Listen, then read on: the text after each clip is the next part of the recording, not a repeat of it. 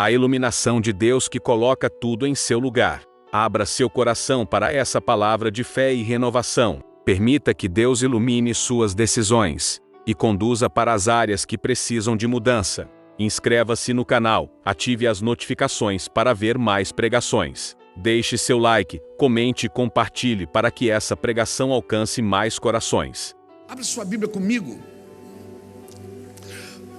2 Coríntios capítulo 4.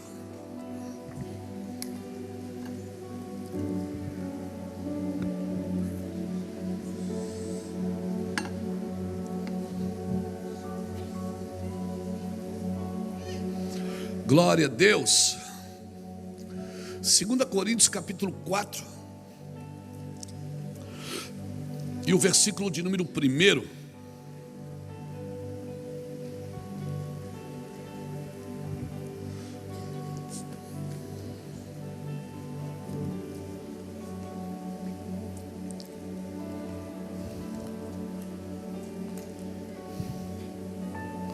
Diz assim: pelo que tendo este ministério segundo a misericórdia que nos foi feita, não desfalecemos. Pelo contrário, rejeitamos as coisas que por vergonha se ocultam, não andamos com astúcia, nem falsificamos a palavra de Deus.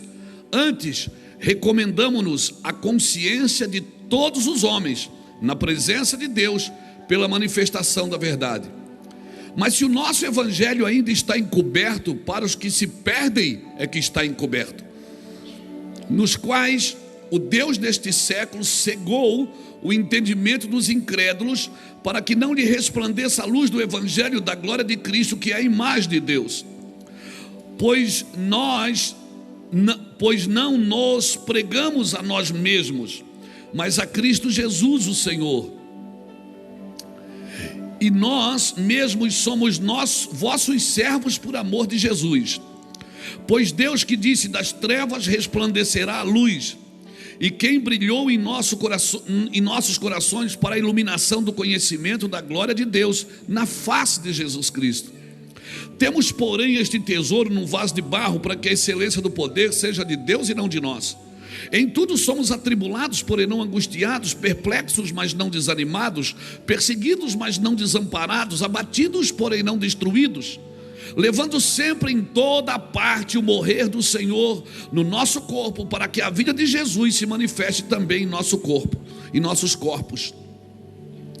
Assim nós que vivemos estamos sempre entregues à morte por amor de Jesus, para que a vida de Jesus também se manifeste em nossa carne mortal. De maneira que em nós opera a morte, mas em vós opera a vida. E temos, portanto, o mesmo espírito de fé, como está escrito: criei e por isso falei. Também nós cremos e por isso também falamos, sabendo que aquele que ressuscitou ao Senhor Jesus nos ressuscitará também por Jesus e nos apresentará convosco. Tudo isto é por amor de vós, para que a graça multiplicada por meio de muitos torne abundante as ações de graças para a glória de Deus. Mas olha o 16: por isso não desfalecemos, ainda que o nosso homem exterior se corrompa, o homem interior se renova dia após dia, pois a nossa leve e momentânea tribulação produz para nós um eterno peso de glória acima de toda comparação. Portanto, não nos atentamos nas coisas que se veem, mas as que não se veem. Não nos atentamos para as coisas que se veem, mas as que não se veem, porque as que se veem são temporárias, porém as que não se veem são eternas. Aleluia! Li o capítulo 4 inteiro, faz sentido?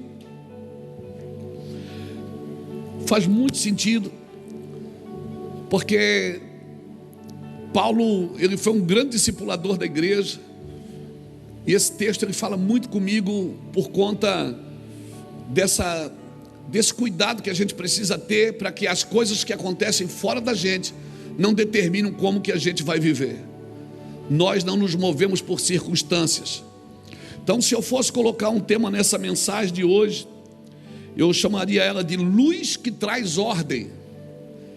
Nós precisamos de luz. Toda vez que a Bíblia fala de luz, ela está falando de ordem. Então, querido, nós não temos que orar para que venha um avivamento. Eu acho que nós temos que orar para que quando o avivamento chegue, a gente não perca, a gente não seja o ladrão da glória, porque esse avivamento ele vem.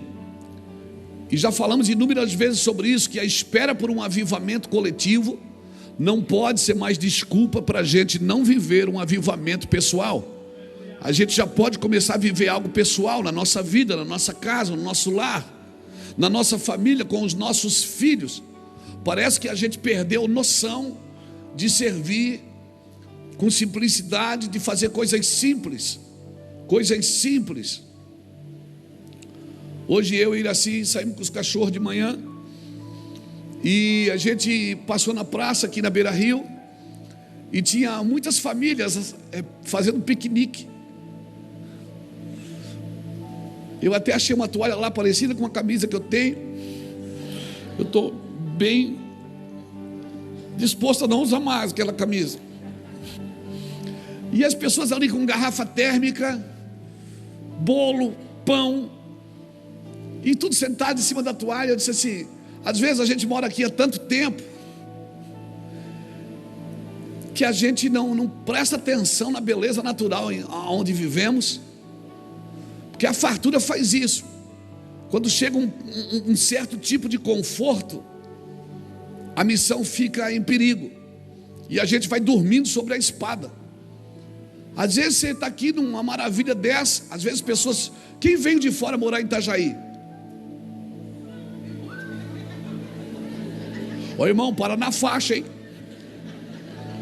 Ô irmão, tem que parar na faixa, viu? Aqui o povo para na faixa. Vigia. Então às vezes a gente está aqui nessa beleza natural, pega a bicicleta, vai para a praia, né?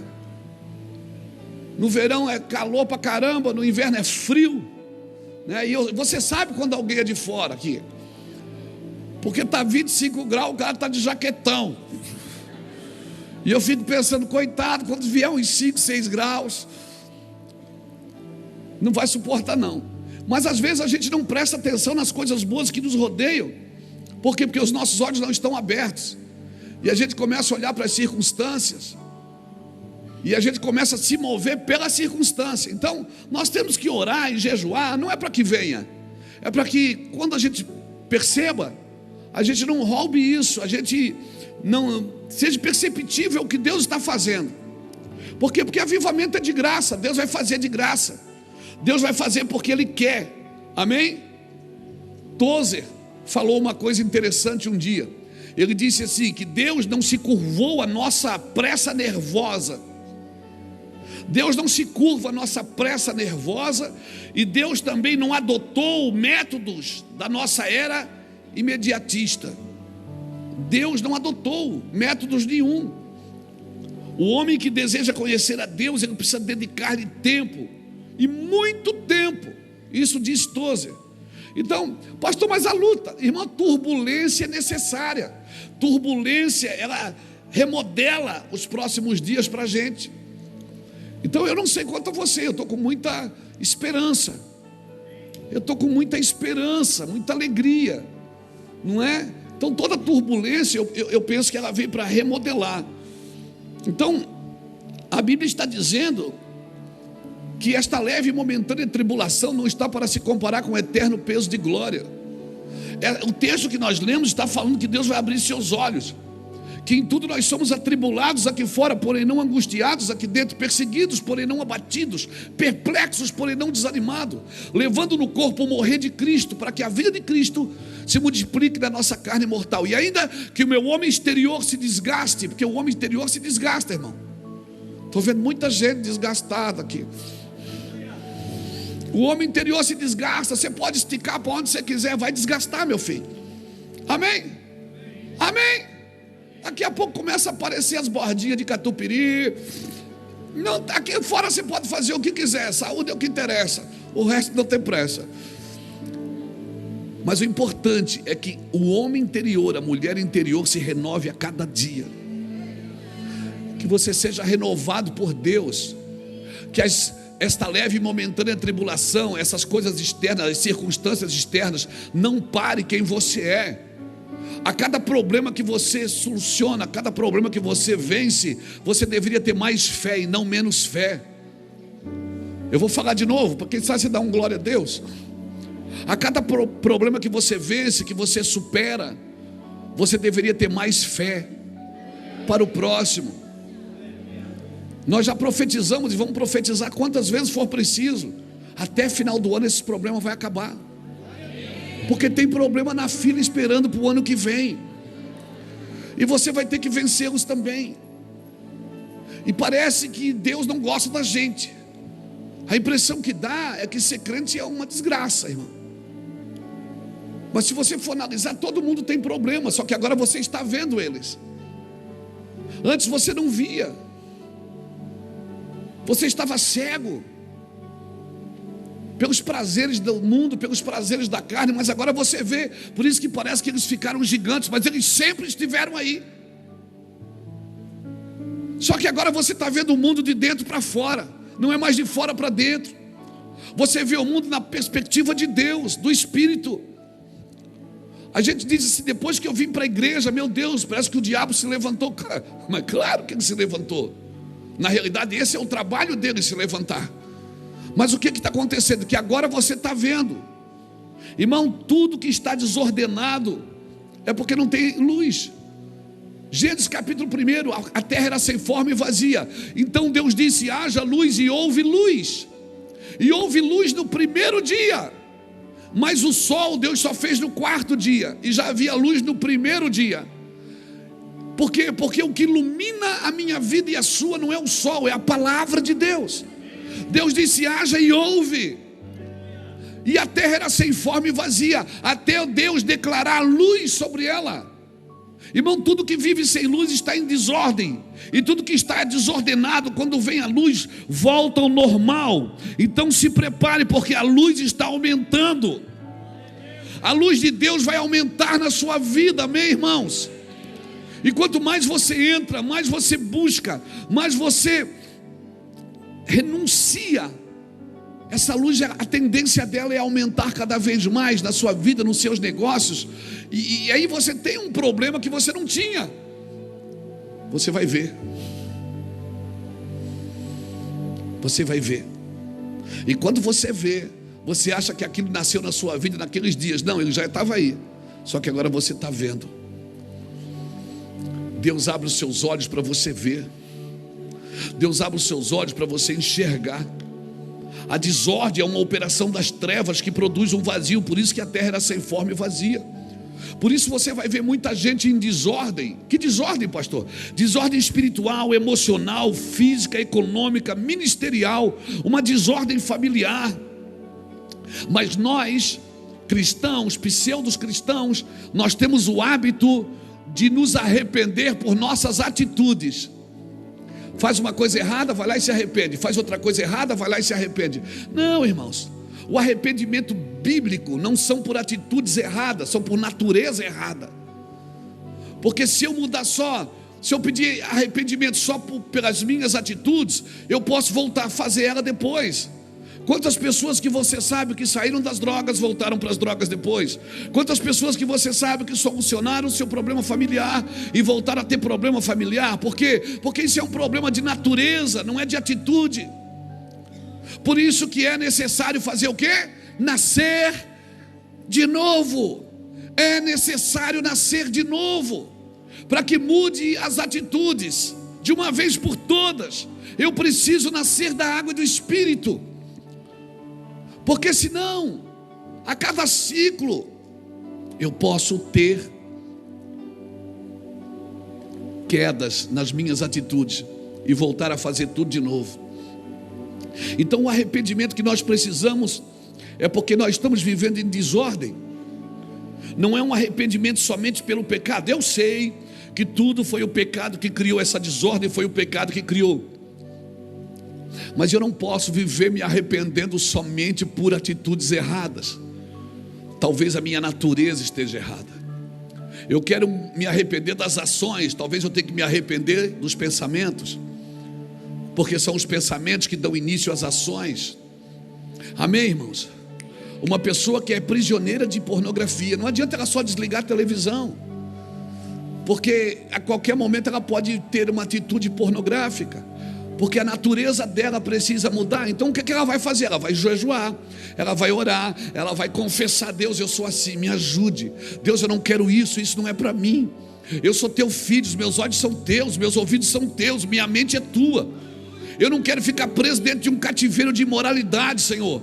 Eu nasci de novo, eu sou um homem de Deus, uma mulher de Deus. Aleluia! E quem é que resolve isso? É você. E aí você para na frente da igreja e diz: igreja, ora por mim. Irmão, ora por mim porque eu tenho problema na pornografia. Não adianta. O senhor está dizendo que oração não adianta? Claro que oração adianta, meu irmão. O que não adianta é se eu não nascer de novo. Por isso eu vou de igreja em igreja, de campanha em campanha, de púlpito a púlpito, pedindo que alguém resolva um problema, um cativeiro que se criou dentro de mim por causa da minha iniquidade, porque é um problema de natureza. Amém, irmãos? Amém. É um problema de natureza. Eu preciso mudar, é a minha natureza. Eu preciso nascer de novo. Amém? O nosso arrependimento, nós precisamos entender que desordem é tudo que não é Cristo. Eu vou repetir: tudo que não é Cristo é uma desordem na nossa vida. Amém? Nosso arrependimento tem que ser pelo pecado, mas também pelo vazio que nós temos de Cristo. Imagina o Saulo de Tarso. Vânio, Saulo de Tarso fazia a obra de Deus. Ele matava crente, ele queimava casas com gente dentro, e ele estava fazendo a obra de Deus. A obra de Deus. Irmão, até hoje tem gente matando em nome de Deus.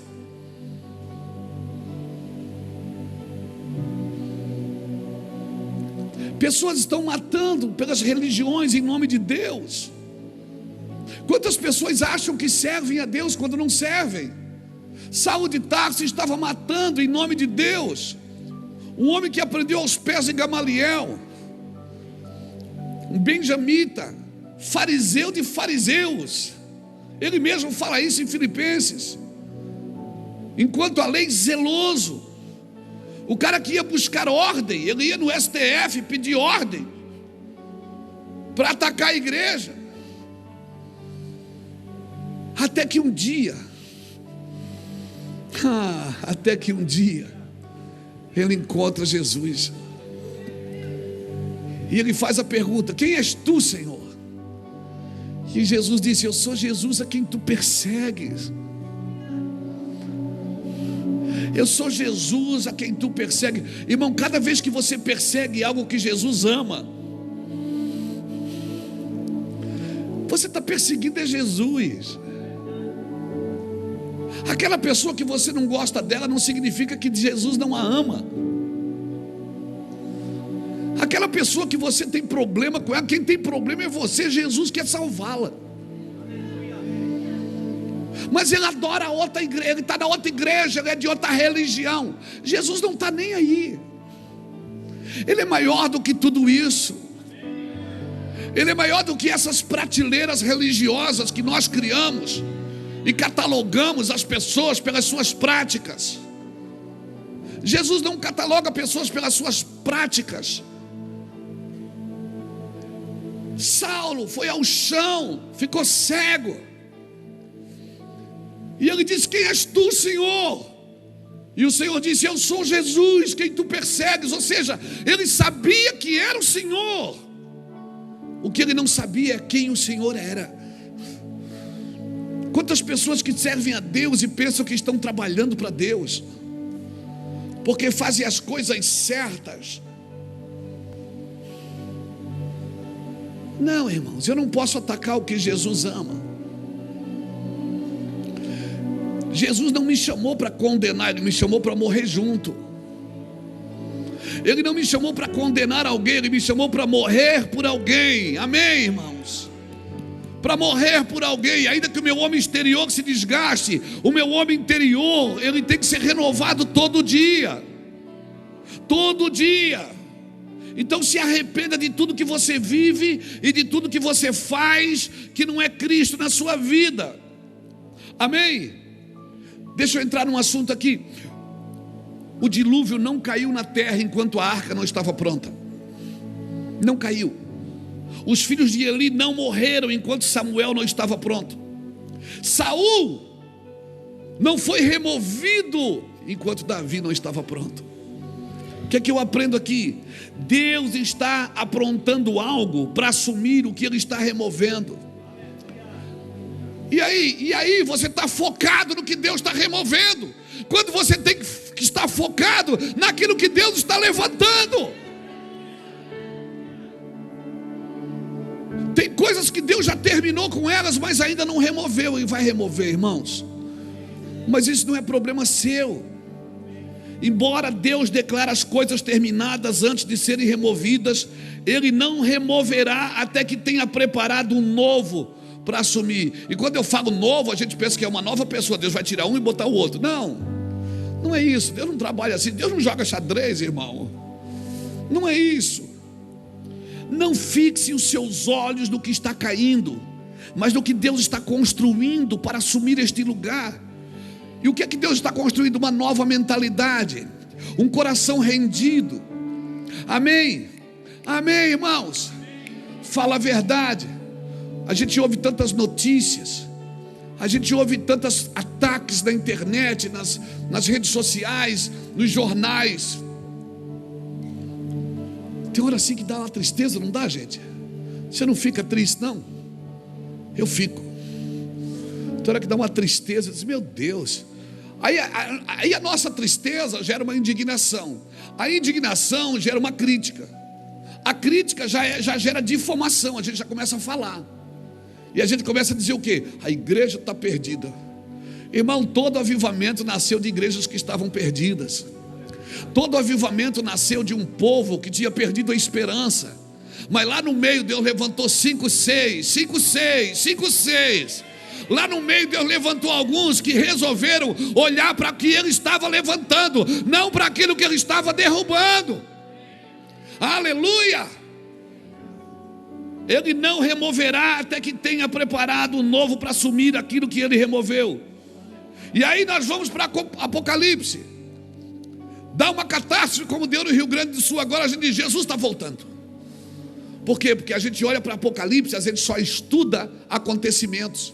Apocalipse não é para estudar acontecimentos, irmãos. É para Apocalipse é a revelação de Jesus Cristo.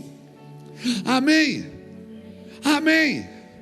E a gente vai para a internet como dizer, olha, Jesus está voltando, hein? Se liga. Mas você que vai na internet fazer isso, você deve se ligar também. Nós deveríamos criar um cenário de esperança, estamos criando um cenário de medo. Nós deveríamos aproveitar as catástrofes, as dificuldades e dizer, olha, só tem uma saída, é Jesus Cristo. Mas a gente fica pesando a mão, a gente fica pesando, e a gente, em vez de gerar esperança, gera medo. Gera medo.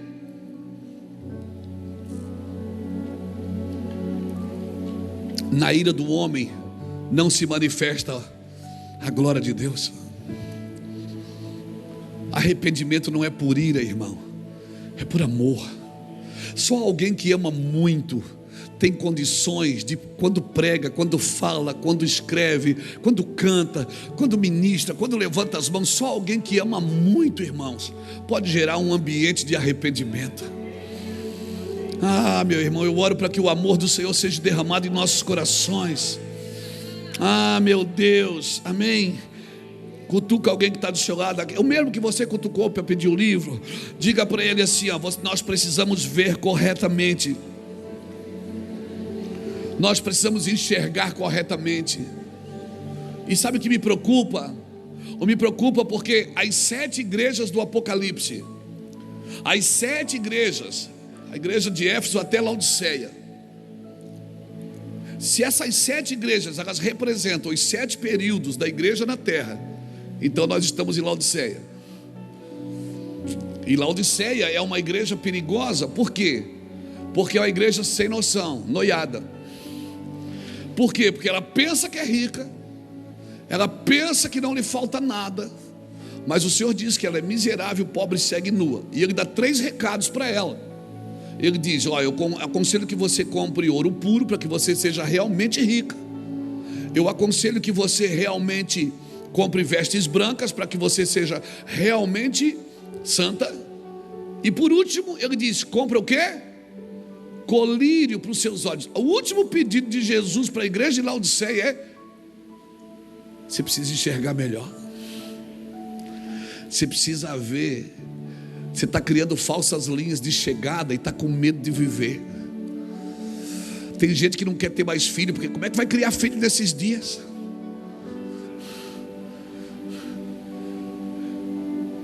Tem gente que não quer mais a responsabilidade de um casamento, não quer ter alguém para cuidar. Porque como é que eu vou casar numa situação dessa? Não, irmão. Você só descobre quem você é no outro. Você só descobre quem você é no relacionamento. Alguém me dá aleluia? Lá em cima, aleluia. Tem aleluia aí, gente? As pessoas ficaram com medo de conviver juntas. Até ir para a igreja. Não, eu não vou mais para a igreja. A minha igreja agora é a internet. O pastor Luiz é meu pastor. Não sou não. Não sou não. Vá para a igreja. A gente tem dificuldade de ficar assim, a todo mundo juntinho. Por quê? Porque a igreja é feita de pedra, não é de tijolos. Tijolos são todos iguais, todos os mesmos naipes. Pedra não. Ó, tem pedra quadrada aqui, tem pedra redonda. Redonda tem bastante. Tem pedra comprida, pedra lascada, pedra grossa. Pedra grossa, quando passa na outra se lasca. A igreja é feita de pedra. E quando chega uma pedra nova, você tem que se ir dobrando assim, para encaixar. Parede feita de pedra. Por isso que as pessoas hoje têm dificuldade de convivê-las. Por quê? Porque o relacionamento revela quem somos. Amém? Quer conhecer Luiz Hermínio? Pergunta para Iraci. Pergunta, amor. E se quiser conhecer ela, pergunta para mim.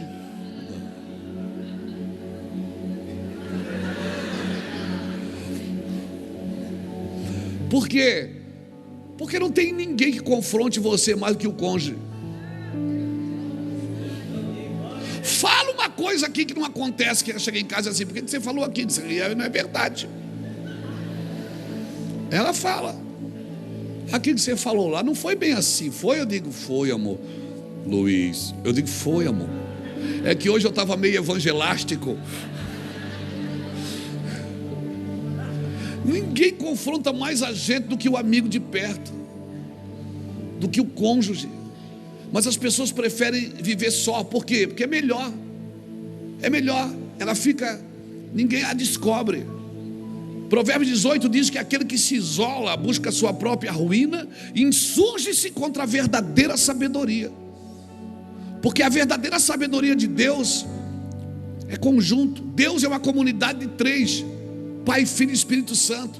A linguagem celestial é façamos, é pluralizada. Amém? É nós. Aqueles caras que dizem: é nós, mano. É nós mesmo, mano. É nós, não é eu. Só é eu quando não tem nós. E Deus está dizendo: é nós. Façamos. A oração do Pai Nosso é Pai Nosso. Não é Pai meu. Não é Pai teu. É Pai Nosso. Santificado seja o vosso nome. Venha a nós o vosso reino. Se o Pai é nosso, o pão é nosso, o pecado também é nosso. Amém, irmãos? Então você precisa abrir seus olhos. Laodiceia não pode perder os olhos. Nós temos que olhar firmemente para Jesus. Nós temos que olhar para aquilo que Deus tem. Abra comigo aí, ó, 2 Coríntios 4:18, o texto que eu li, o 18. Leia aí o 18. Portanto, não nos atentamos nas coisas que se veem, mas as que não se veem, pois as que se veem são temporárias, porém as que não se veem são eternas. Amém? as que não se veem são eternas. Vamos lá. Paulo diz que nós devemos o quê? Atentar nas coisas que se veem, mas as que não se veem. Pois as que se veem são temporárias, mas as que não se veem são eternas. Então, coisas temporárias, e nós estamos atentando para as coisas temporárias, irmãos. Muitas notícias hoje que vão para o jornal, vira lixo amanhã, o jornal vai para o lixo amanhã tem mais notícia ruim nele, e nós vamos atentando só para as coisas temporárias. Amém? Uma atitude não define quem você é, estraga a sua vida, pode marcar, você pode, mas não define quem você é. Um dia Noé tomou um porre, mas Noé não era um bêbado. Um dia Abraão mentiu, mas Abraão não era um mentiroso. E nós temos a prática e a facilidade de julgar as pessoas pelo quê? Por uma prática, porque nós atentamos para as coisas temporárias. Há 10 anos atrás você ouviu uma história, e quem sabe essa pessoa mudou. Quem sabe aquela pessoa que te fez mal um dia, hoje está diferente. Mas nós não conseguimos, nós não seguimos o curso. E o Senhor está dizendo: para de contemplar coisas temporárias e comece a contemplar coisas eternas. O Senhor está corrigindo a nossa maneira de ver. E esse é o trabalho das trevas, irmãos, é gerar cegueira. Por isso que aqui no capítulo 4 e o versículo 4, Paulo diz assim: nos quais o Deus deste século cegou o entendimento dos incrédulos, para que não lhe resplandeça a luz do evangelho da glória de Cristo, que é a imagem de Deus. Nós precisamos enxergar, irmãos. Nós precisamos enxergar. Nós precisamos olhar para a nossa vida e não parar no tempo. Quando eu era menino, eu pensava como menino, eu agia como menino, mas agora eu não sou mais menino. Nós precisamos amadurecer, crescer, ir para cima, ir para frente. Amém, irmãos? A minha oração é que Deus abra os nossos olhos espirituais e a gente tenha esperança na eternidade, e mais, tenha esperança em pessoas. Que nós possamos olhar para as pessoas e ver como que Deus vê essas pessoas, e não como a gente acha que elas são. Não precisa levantar a mão. Não precisa. Quantas pessoas que você não gostava delas até conhecê-las de perto? E quanto que você gostava e depois conheceu de perto? Por quê? Porque essa é a nossa maneira de ver temporariamente. Mas Deus não se move assim, irmãos. Deus é um Deus eterno. O plano dele é eterno. Sua vida é de 60, 70, por sua robustez 80, o que passar disso é canseira. Tomara que você chegue aos 100, glória a Deus. Mas a sua vida não termina nesses anos contados. A sua vida é eterna, amém? O que você está fazendo aqui nesta terra é um vestibular para a eternidade, para viver eternamente com Deus. Irmãos, na primeira vinda de Cristo, a cegueira veio em parte. Ela veio só para Israel, na velha aliança. Agora a cegueira está operando em parte sobre a igreja, a nova aliança. Então, nestes dias, por favor, temos que procurar ver segundo a perspectiva de Deus. Quando Deus olha para esse homem, o que é que ele vê? Quando Deus olha para essa mulher, o que é que ele vê? Eu já falei aqui inúmeras vezes. Isaías só havia problema até Deus trazer ele para o trono. Quando Deus trouxe ele, ele viu que toda a terra estava cheia da sua glória. A mesma terra que Isaías amaldiçoava, Isaías disse: toda a terra está cheia da sua glória. A mesma terra que Isaías amaldiçoava. Você está me entendendo, irmãos? Procure saber as coisas que são eternas. Seu filho é eterno, sua família é eterna, sua vida é eterna. Não vai terminar assim. Diga para alguém que está do seu lado: não vai terminar assim. As coisas visíveis não são mais importantes, e sim as que são aparentemente visíveis. As invisíveis, a Bíblia diz que o visível foi feito pelo invisível. Então o que é que tem mais valor, irmão? O visível ou o invisível? E nós precisamos entender esse princípio. Quando algo está morrendo é porque algo está nascendo. Amém? Quando algo está morrendo é porque algo está nascendo. Escreve isso aí porque você vai ver isso. Quando algo está morrendo é porque algo está nascendo. E sempre que Deus remove algo é porque Ele quer melhorar o padrão, restaurar o padrão. Deus tem um padrão, e o padrão não é meu. E toda vez que eu saio do curso, que eu saio da linha, Deus vai lá e renova. Deus não tem um plano B para você, Ele só tem um plano A. Deus não acordou de manhã e disse: eu vou fazer isso com o João. Se o João se der errado, eu faço outra coisa. Não! Deus tem um plano para você, um plano eterno para você. Salmo 139, verso 16, 17 diz que Ele escreveu sobre mim no seu livro, sem que nenhum dos meus dias existisse. Pastor, mas por que eu tive que passar tanta luta? É porque você saiu do plano original. E se você sai do plano original, Deus cria um plano adicional para te trazer de volta para o plano original. Deus não tem plano B para você, não tem saída de emergência para você, não tem, eu vou fazer isso, se não der eu planto aquilo. Não, não, não, não, 1000 vezes não. Eu sei os planos que eu tenho para vós, planos de paz e não de mal, para vos dar uma esperança e para dar um futuro para vocês. Então orareis e me achareis. Sabe quando é que você acha Deus? Quando você ora para Ele no plano dEle, no lugar que Ele tem para você.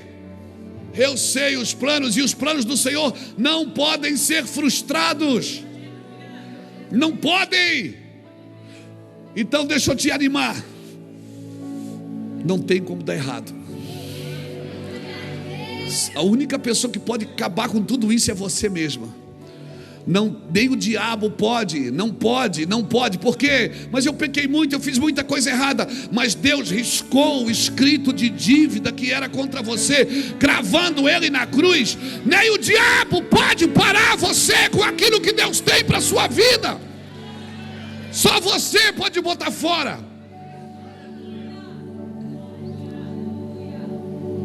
Esta leve e momentânea tribulação, eu estou com esperança no Brasil, eu estou com esperança na igreja. Só que a minha perspectiva não está em Brasília, está na eternidade. Amém? Você está me entendendo? Embora eu comungue mais com o lado, eu não tenho um lado, meu lado é o de cima. Se eu quero falar aos dois lados, eu não posso ter um lado, porque senão eu vou abençoar um e amaldiçoar o outro. Já está fazendo isso. A gente já está abençoando um lado e amaldiçoando o outro, sutilmente, porque a gente não concorda. E quer saber? Eu também não concordo, mas eu não tenho que amaldiçoar aquilo que eu não concordo.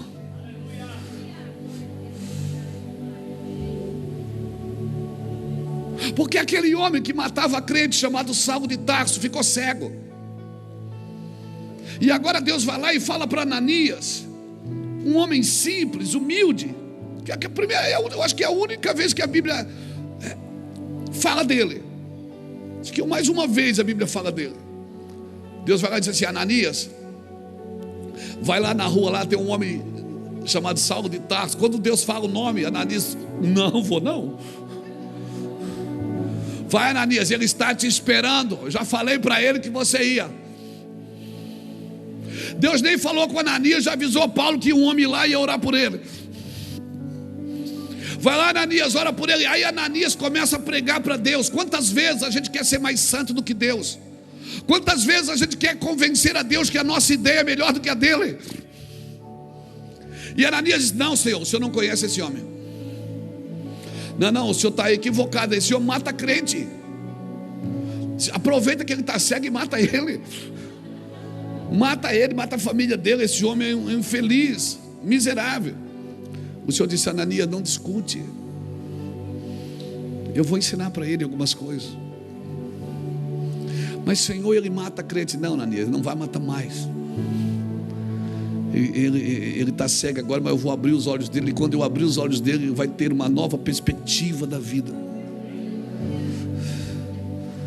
Ele vai começar a amar pessoas que ele nunca amou. Ele vai começar a servir pessoas que ele queria destruí-las. É isso que o Evangelho faz com você, querida. O Evangelho é naturalmente sobrenatural, meu irmão. O Evangelho é poderoso. As coisas visíveis não são tão importantes. E nós precisamos entender os princípios. Quando algo está morrendo, algo está nascendo. Mas nós costumamos só chorar por aquilo que está morrendo. Quantas vezes o Senhor deve ter dito a Samuel: até quando tu vais chorar por Saul? Até quando? Eu já tenho Davi. Saul escolheu o caminho dele. Qual é o teu trabalho? É interceder. O teu trabalho é interceder, irmãos. Eu não posso querer que ninguém se perca. Eu não posso me alegrar quando alguém se perde. Porque se Deus tiver que fechar uma igreja para mim encher, isso não é evangelho. Se Deus tiver que tirar um pastor do púlpito para botar outro, isso não é evangelho, irmãos. Deus quer nos expandir. Se Ele tiver que nos dividir para nos expandir, então isso não é evangelho. Não é. Bota aqui para mim 2 Samuel capítulo 12, versículo 15 a 19. 2 Samuel 12, 15 a 19. Bota aqui para mim. Então Natã foi para sua casa, e o Senhor feriu a criança que a mulher de Urias dera à luz a Davi, e a criança adoeceu gravemente. Espera um pouquinho. Então Natã foi para sua casa, e o Senhor feriu a criança que a mulher de Urias. É tão interessante que ela teve um filho de Davi, mas Deus está dizendo que ela era mulher de Urias. Isso é para outro dia. Culto de casais. Buscou Davi a Deus pela criança. Jejuou Davi, e vindo passou a noite prostrado em terra. Então os anciões da sua casa se achegaram a ele para o levantar da terra, porém ele não quis e não comeu com eles. Ao 7º dia morreu a criança, e temiam os servos de Davi informá-lo que a criança era morta, porque diziam: eis que estando a criança ainda viva, lhe falávamos, porém não dava ouvido à nossa voz. Como pois lhe diremos que a criança é morta, porque mais se afligirá? Ou seja, ele vai ficar mais brabo ainda. Viu, porém, Davi que seus servos cochichavam uns com os outros, e entendeu que a criança era morta. Pelo que disse aos seus servos: é morta a criança. E eles responderam: morreu. Vamos botar o 20, vamos até o 24. Então Davi se levantou da terra, lavou-se, ungiu-se, mudou de vestes, entrou na casa do Senhor e adorou. Depois veio para sua casa, pediu pão e puseram diante dele, e ele comeu. Disseram-lhe seus servos: que é isto que estás fazendo? O que é isto que fizeste? Pela criança viva jejuaste e choraste, porém depois que ela morreu, te levantaste e comeste pão? Respondeu ele: vivendo ainda a criança, jejuei e chorei, porque dizia: quem sabe se o Senhor se compadecerá de mim e continuará viva a criança. Porém agora que é morta, por que jejuaria eu? Poderei eu fazê-la voltar? Eu irei a ela, porém ela não voltará a mim. Então Davi veio a Batseba, consolou-a e se deitou com ela. Teve ela um filho, a quem Davi deu o nome de Salomão, e o Senhor o amou. Cara, que história interessante. Davi pecou com Batseba. Você conhece a história. Eu não vou me deter à história. E aí a criança nasce, e a Bíblia diz que Deus feriu a criança. Davi ora, jejua, jejua 7 dias sem comer. Os servos, eles jogados no chão, na terra, 7 dias ali, chorando, pedindo: Senhor, tem misericórdia. Senhor, tem misericórdia. A criança morreu. A criança morreu, e seus servos pensaram: e agora, cara? Como é que nós vamos avisar ele que a criança morreu? Ele percebeu que eles estavam cochichando e perguntou: a criança morreu? Eles disseram: a criança morreu. Ah, cara. Ele se levantou,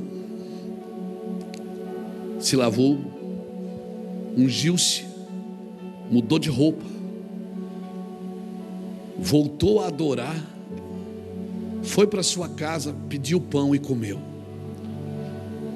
E aí os caras viram ele tomando essa atitude e disseram: você é doido? Você estava até agora jogado no chão. Ele disse: eu estava jogado no chão porque a criança estava viva. Só que agora foi assim que Deus quis. Sabe quando eu entendo que é assim que Deus quer, sabe o que eu faço, irmão? Eu paro de chorar por aquilo que está morrendo. Eu paro de chorar por aquilo que está caindo e digo: Deus quer mudar isso. E ele se lavou, ele se ungiu, ele voltou para adorar o Senhor, foi para casa, comeu,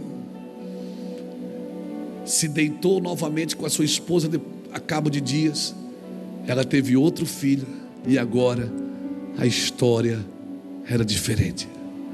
Deus o amou. Sabe o que eu aprendo aqui? Que alguns de nós temos que parar. Estou pagando um preço para Deus fazer. E se Deus não quiser fazer?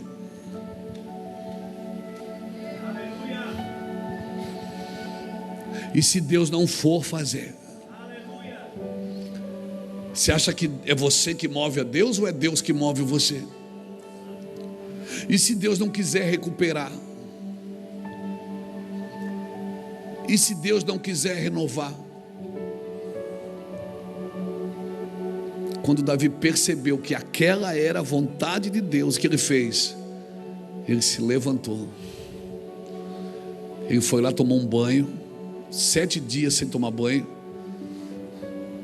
ele se ungiu com óleo, se separou de novo para Deus, entrou e adorou o Senhor, foi para a casa dele e comeu, se deitou com a sua esposa, com Batseba, se deitou com ela de novo, teve mais um filho e nasceu Salomão. Eu tenho que estar de olho naquilo que está nascendo, irmão, não naquilo que está se perdendo.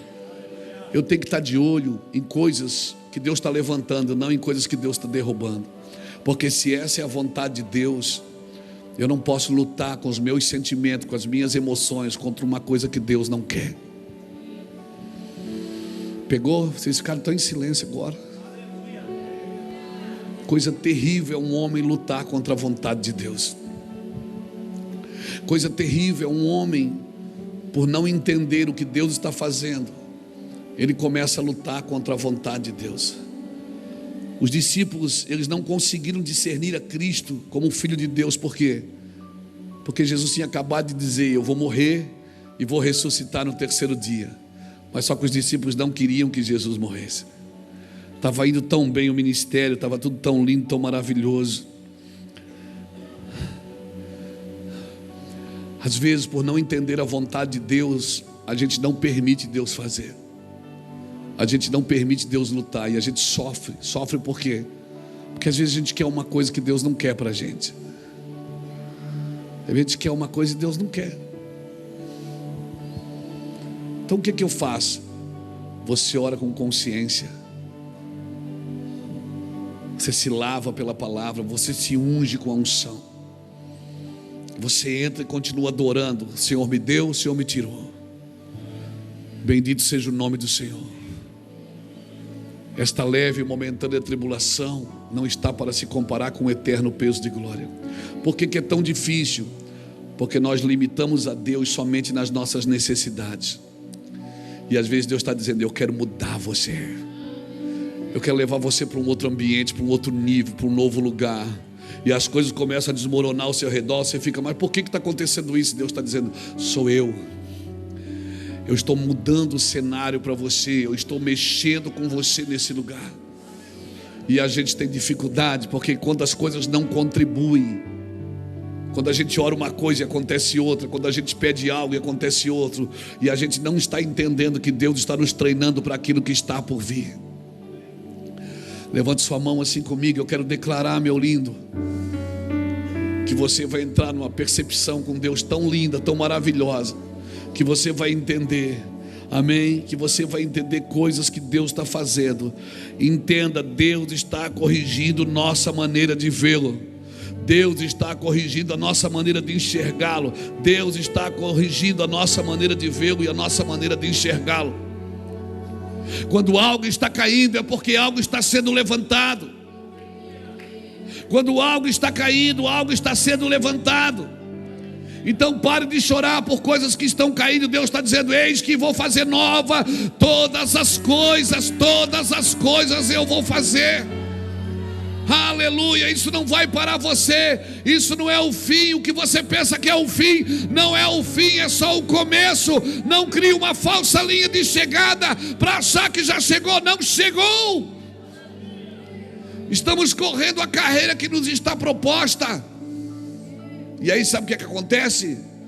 A Bíblia diz que a bênção que tardia faz adoecer o coração. A gente vai ficando doente porque a gente não recebe aquilo que pede. A gente não recebe aquilo que pede. A gente não recebe aquilo que pede. Não acontece o que eu estou pedindo. E a gente esmorece e para. E a gente diz assim para a gente mesmo: para que orar? Para que ir na igreja? Para que insistir? Ah, irmão, Deus está quase furando a bolha. O que é que eu tenho que fazer? Insistir. Não deu, Senhor, não deu. Mas o Senhor está aqui, o Senhor é o meu Deus. Eu me lavo, eu me unjo, eu como e eu entro para adorar, porque o Senhor é o meu Deus.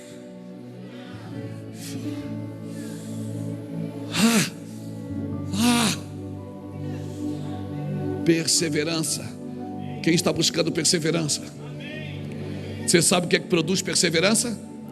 Romanos capítulo 5, versículo 3 diz que a tribulação produz a perseverança.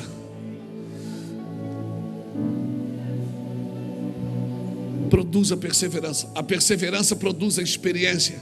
A experiência produz a esperança. E a esperança não traz confusão, porque o amor de Deus é derramado em nossos corações. Quem está buscando perseverança? Ah, você quer ser perseverança sem tribulação? Quando a tribulação vir, não foque nela. Ela é só uma ferramenta usada para aperfeiçoar você em perseverança. Perseverar. Aquele que perseverar até o fim, esse será salvo. Perseverar. Aí faz assim comigo: perseverar. Sim, perseverar. Muda o seu vocabulário, muda a sua mente, muda a sua visão. Você não é aquele carrinho que bate e volta. Bate e não volta, bate de novo.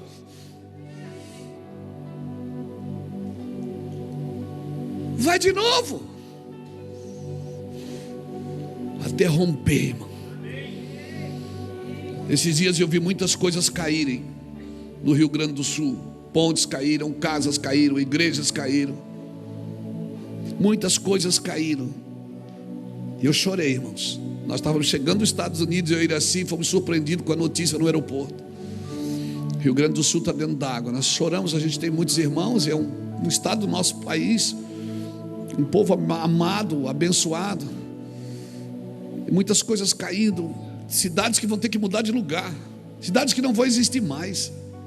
Imagina. E eu chorei, e muita gente chorou. Mas quando nós começamos a olhar, eu comecei a ver que estava sendo levantado uma nova perspectiva para o Rio Grande do Sul. Uma nova perspectiva. Era como se Deus estivesse dizendo: eles já foram batizados em águas. Eu vou fazer algo novo. Não dê atenção. E as pessoas falando, não dê atenção ao orgulho que está sendo derrubado. Dê atenção à humildade que está sendo levantada. Dê atenção às coisas que Deus está fazendo. Deus sabe como para a gente, irmãos. Deus sabe como para a gente. E melhor separado por Deus. Davi sabia, ele disse: melhor é cair na mão de Deus do que na mão dos homens, porque Deus é misericordioso. Deus é misericordioso. E quer saber, às vezes para ver o vizinho, os muros precisam cair, dogmas precisam cair. Deus está erguendo um só Brasil, amém? Porque Cristo não há judeu nem grego, em Cristo não há judeu nem grego, não há pobre nem rico, não há fraco nem forte, não há escravo nem livre, um só povo que se chama pelo meu nome. Pastor, mas está uma bagunça, está uma festa, tá? Meu Deus, a gente vai em alguns lugares, irmãos. Nós estamos viajando quase toda semana para pregar o Evangelho. Em algumas conferências que nós fazemos do sobrenatural, nas igrejas do Mevan, nas regiões onde nós temos plantado igrejas. E é tanta bagunça, tanta bagunça. A nação está bagunçada, irmão. A gente não sabe mais quem é que manda nessa nação.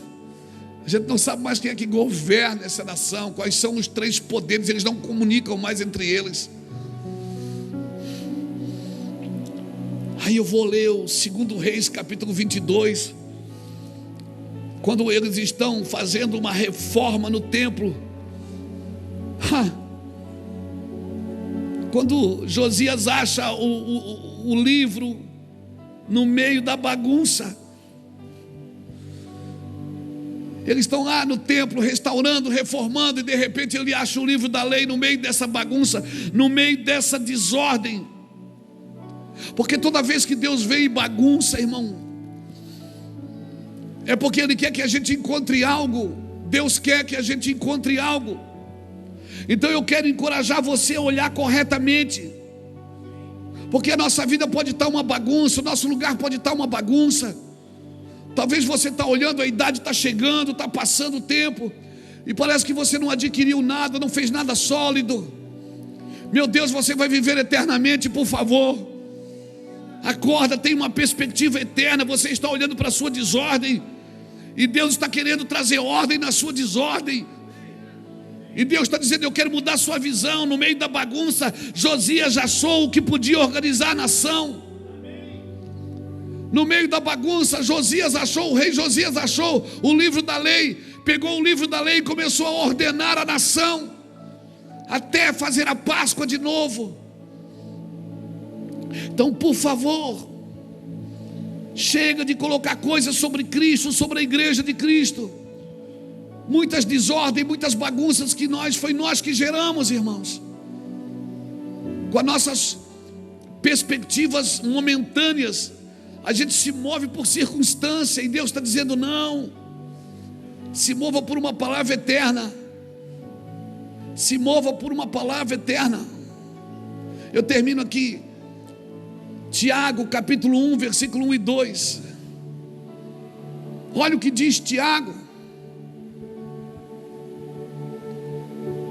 servo de Deus e do Senhor Jesus Cristo, as 12 tribos que se encontram na dispensação, saudações. Meus irmãos, tende por motivo de toda alegria o passar de por várias provações, sabendo que a provação da vossa fé, uma vez confirmada, produz perseverança. E a perseverança deve terminar a sua obra, diz a minha tradução. Aqui diz assim: a perseverança deve ter ação completa. É a mesma coisa: para que sejais perfeitos, íntegros, em nada deficientes. A minha tradução diz: maduros, completos, não tendo falta de nada. Então tende por alegria o passar por provações, sabendo que a prova da vossa fé desenvolve a perseverança, e a perseverança deve terminar a sua obra. Posso pedir uma coisa para você? Não fica dizendo que os dias são maus. Não fica dizendo: está muito difícil. Vai ficar pior, você não viu nada ainda. Vai ficar muito pior. Mas os amigos de Deus vão ficar melhores. Os amigos de Deus vão ter mais fé. Mas o mundo vai ficar pior. Muito pior. Jesus prometeu. Ele fala duas coisas importantes. Ele diz que se por multiplicar a iniquidade, o amor de quase todos esfriaria. Já está acontecendo. O esfriamento do amor, irmão, é muito grande. E outra coisa que ele perguntou, ele disse: e quando o Filho do Homem voltar, ele achará fé na terra? Fé e amor, irmão, são duas coisas que nós precisamos lutar nesses dias. Fé e amor. Então eu quero declarar para você que nessa noite, não deixa o amor esfriar, irmão. Não deixa a fé acabar, irmão. Tenha fé. Amém? Inscreva-se no canal, ative as notificações para ver mais pregações. Deixe seu like, comente e compartilhe para que essa pregação alcance mais corações.